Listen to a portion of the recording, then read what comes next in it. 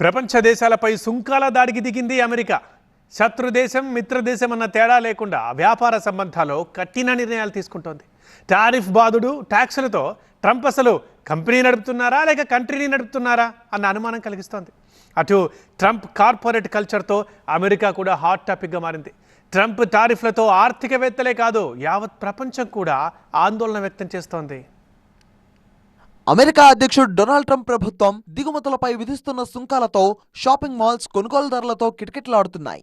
దిగుమతి సుంకాల పెంపు కారణంగా ధరలు పెరగనుండడంతో వస్తువుల ధరలు పెరగకముందే కొనుగోలు చేసేందుకు ప్రజలు షాపింగ్ మాల్స్ కు క్యూ కడుతున్నారు. దీంతో ఎలక్ట్రానిక్ వస్తువులు, గృహోపకరణాలు కొనుగోళ్లు భారీగా పెరిగాయి. ట్రంప్ ప్రభుత్వం ప్రకటించిన సుంకాలు ఏప్రిల్ 5 నుంచి అమల్లోకి వచ్చాయి.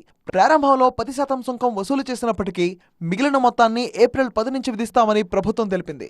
అయితే కొన్ని దిగుమతులకు మే 27 వరకు గ్రేస్ పీరియడ్ ఉండడంతో ఆ లోపు సరుకులను కొనుగోలు చేసేందుకు ప్రజలు ఆసక్తి చూపుతున్నారు. మరోవైపు అమెరికాలో భారీగా ఉద్యోగాల కోత మొదలైంది. రెవెన్యూ సర్వీసుల నుంచి 20,000 మందిని తొలగించారు. ఖర్చులు తగ్గించుకునేందుకు ఉద్యోగాల కోత విధిస్తున్నట్టు ట్రంప్ ప్రకటించారు. అమెరికాకు దిగుమతయ్యే అన్ని దేశాల ఉత్పత్తులపై కనీసం 10% టారిఫ్లు విధించిన అధ్యక్షుడు ట్రంప్ అత్యధికంగా కంబోడియాపై 49% వరకు పన్నులు విధించారు.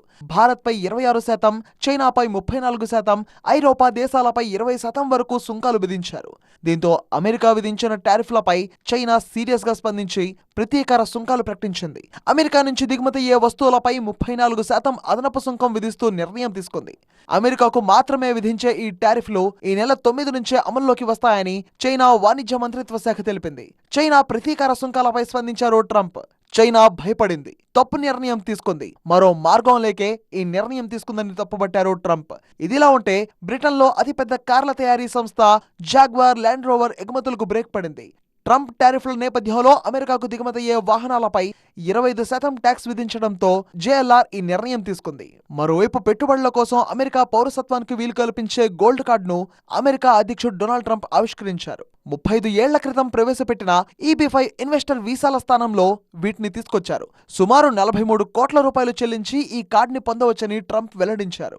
ట్రంప్ చర్యలతో ఆర్థికవేత్తలు ఆందోళన వ్యక్తం చేస్తున్నారు. సుంకాల పెంపుతో నిత్యావసర వస్తువుల ధరలు పెరిగి నిరుద్యోగం, ద్రవ్యోల్బణం మరింత పెరిగే అవకాశం ఉందని హెచ్చరిస్తున్నారు. ఇది అమెరికా ఆర్థిక వ్యవస్థను మరింత దిగజార్చే ప్రమాదం ఉందని అభిప్రాయపడుతున్నారు మాజీ అధ్యక్షుడు ఒబామా. ట్రంప్ టారిఫ్లతో అమెరికాకు ఒరిగేదేం లేదన్నారు. తాజా పరిణామాలు ఆందోళనకరంగా ఉన్నాయన్నారు ఒబామా. మరోవైపు ట్రంప్ పరిపాలనా చర్యలను నిరసిస్తూ దేశవ్యాప్తంగా 50 రాష్ట్రాల్లో నిరసనకారులు ఆందోళనకు దిగారు.